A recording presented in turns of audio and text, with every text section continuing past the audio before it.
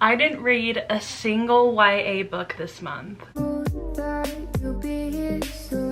That kind of feels really surreal to me. I was looking through my Goodreads reading challenge. I'm like, okay, so let's see like what books did I read for the month of July, and literally they're all adult books. It's absolutely so weird. It just feels really weird to me that that is the case. So I'm super excited to tell you about the books that I've read for the month of July. I read 7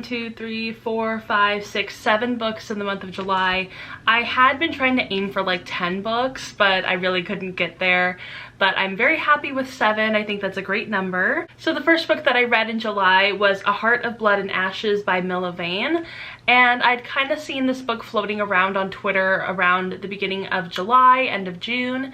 And I was really intrigued by it because it's supposed to be like this really smutty, sexy adult fantasy, and I was very intrigued by it. But I found it as an audiobook, I think on Hoopla, and so I was super excited. But I started listening to it and it was just really boring. There were some definitely really like sexy, smutty parts of the book that were exciting, but for the most part I felt like it was very repetitive. Like the characters really only had like one character trait each, and they just kept repeating that every time it was their perspective. They never really talked about anything else but that one character trait. So they all felt very one-dimensional, and it almost felt like they were representing like a character trope rather than being a fully fleshed three-dimensional character. It's kind of just like a very basic fantasy book. There's nothing super special about it, so it really is just like this enemies to lovers. This girl gets like captured, but she really wants to be captured because she wants to escape her abusive family, and she wants to make this deal with her capturer to be like, hey, if we work together maybe we can both get what we want. But the guy's like, no, you killed my parents even though you didn't really kill your parents, and I know that you're not lying about it, but still I think you're a liar. So that kind of annoyed me in a way, so this definitely was not the book for me. I feel like if this had been a novella, like a fantasy novella, it would have worked perfectly because it would have been nice and short. We wouldn't have to stick with these characters for too long to like realize that they're one-dimensional, and it really just could have been about the sex. So that was the most interesting part of the book. That's what we want to read. You know, clearly this didn't really work as like a fully fleshed out fantasy book.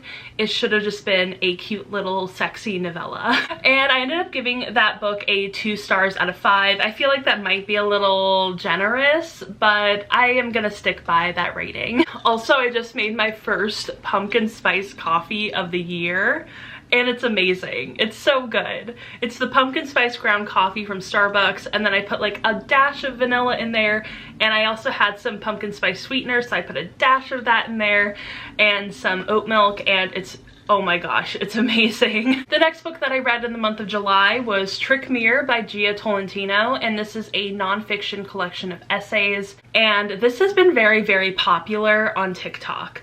I follow so many people who have read this book, so many people who have loved it and have raved about it. I also heard a lot about this book from UnCarly. If you follow her on YouTube, I love her channel.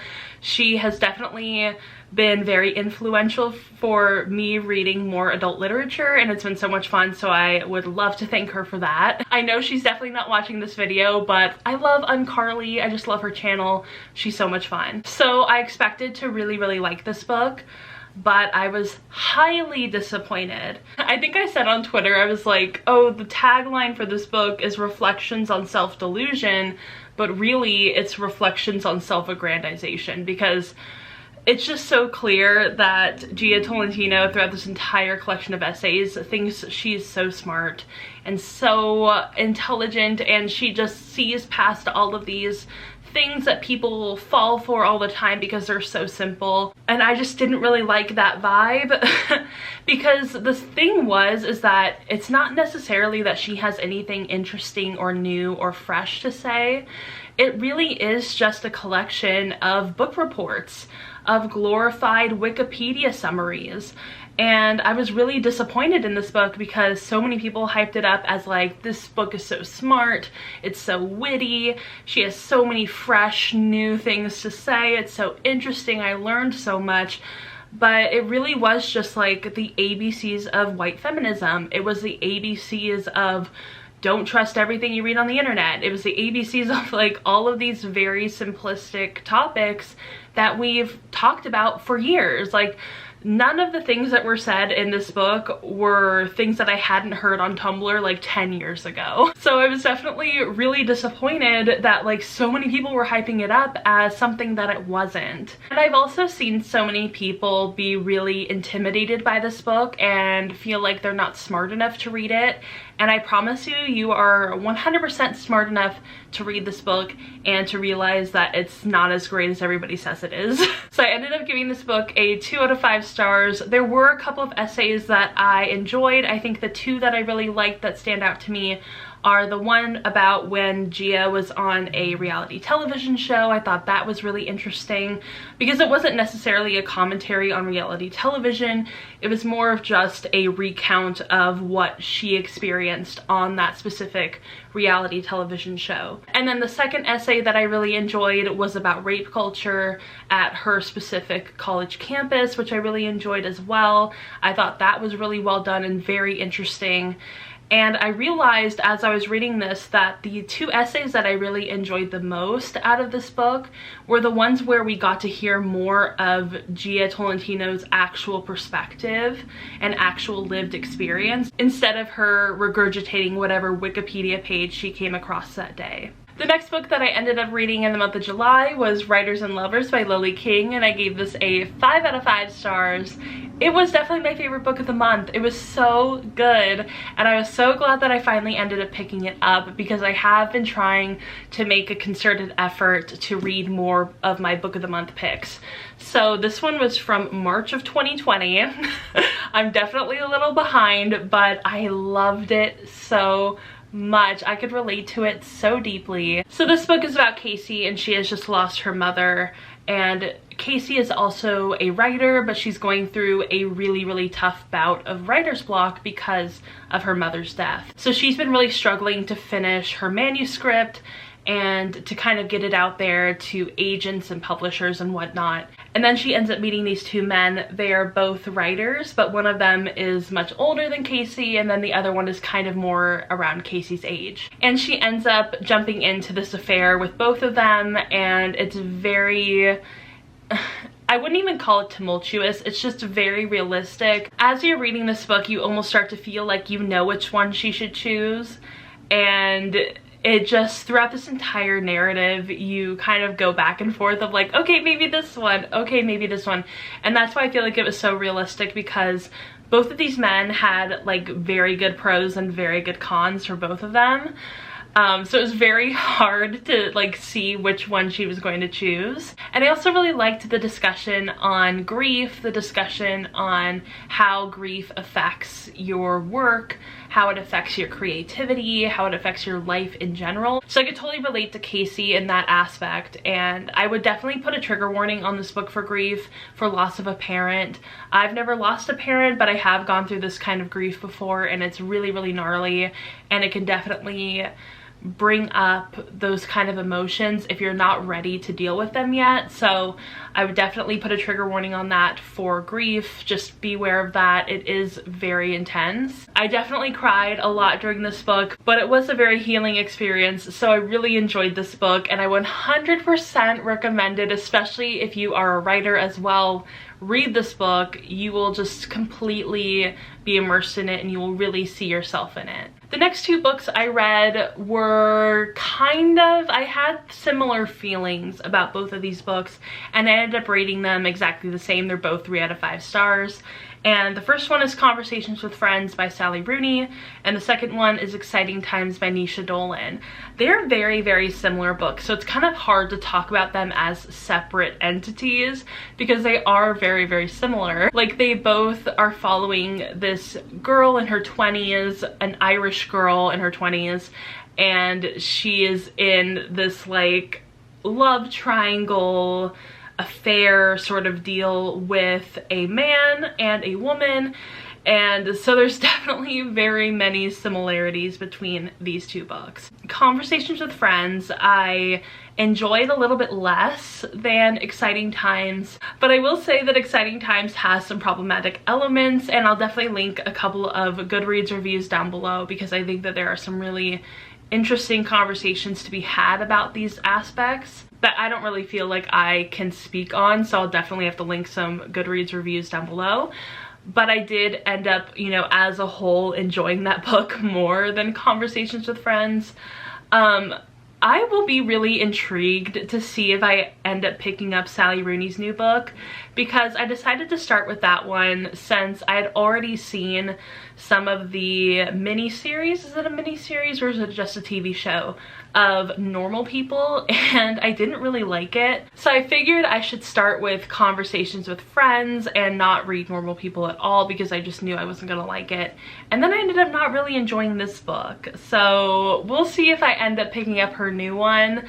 I don't know what's gonna happen with that. I think I might because the cover looks intriguing. So many people have been reading it and loving it, so I don't know. And then with Exciting Times, I feel like Naoise Dolan has a more engaging and interesting form of writing compared to Sally Rooney. Sally Rooney just felt so dry, so matter-of-fact.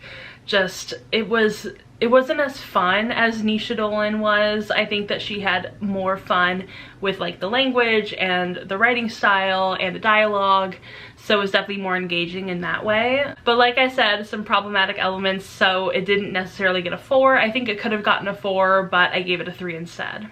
And then the next book that I read, I absolutely loved as well. That was Luster by Raven Leilani. I gave this a 5 out of 5 stars. Definitely a runner-up for my favorite book of the month. It was so good. The writing style, the narration, the dialogue, it was all so rich and exciting and interesting.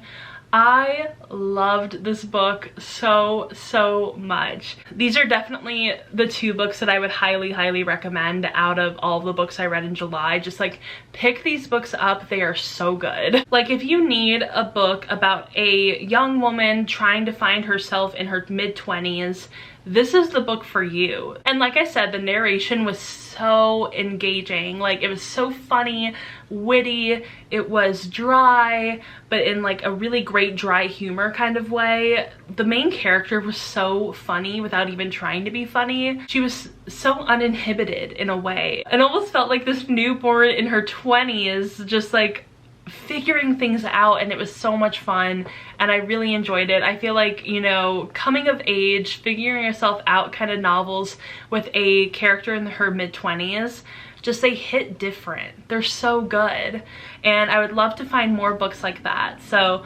I loved this book. I almost don't want to tell you all what it's about because I kind of went into it forgetting what it was about and I loved it even more. So I'm not going to really mention what it's about. It's really good. It's not a very long book. It'll take you like 2 seconds to read.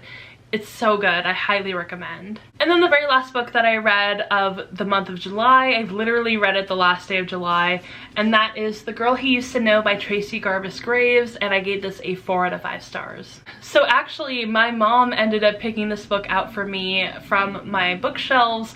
I told her, I don't know what I want to read this month, I don't know what I want to finish off, so just pick out a book, it could be any book, and I'll read it. And so she ended up picking up this book and being like, read this one, and I was so excited because I had no idea when I would get to read this book. And I found the audiobook on Hoopla, so it was just like a perfect match. And I ended up loving this book so much. I can 100% relate to the main character of Annika. She is very shy, she's very awkward, she doesn't really like to be in a lot of social situations, she can get burnt out really quickly, and she just kind of has this like quirky nature to her.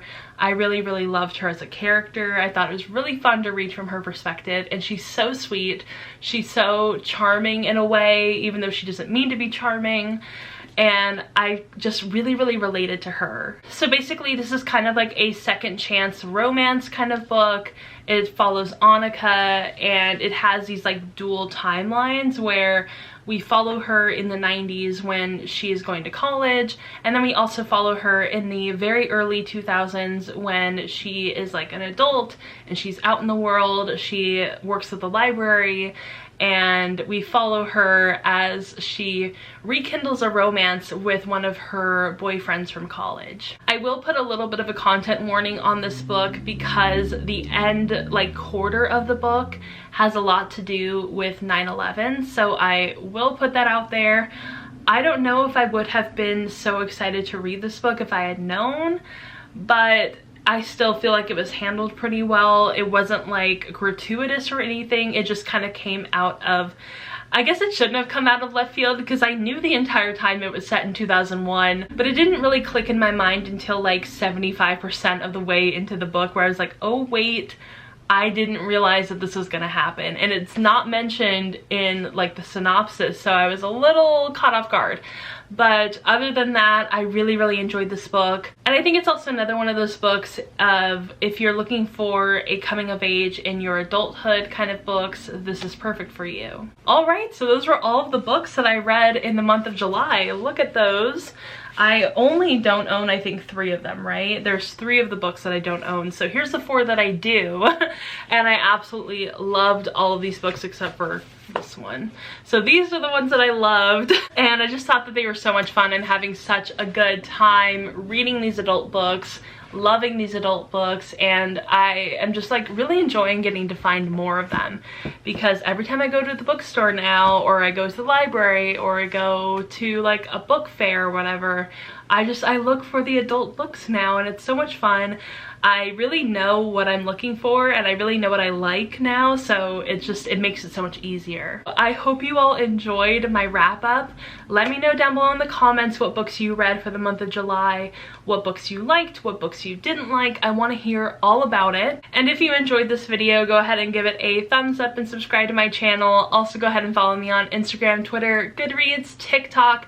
I just hit 1,000 followers on TikTok, and I'm so extremely excited. I'm loving posting on TikTok right now.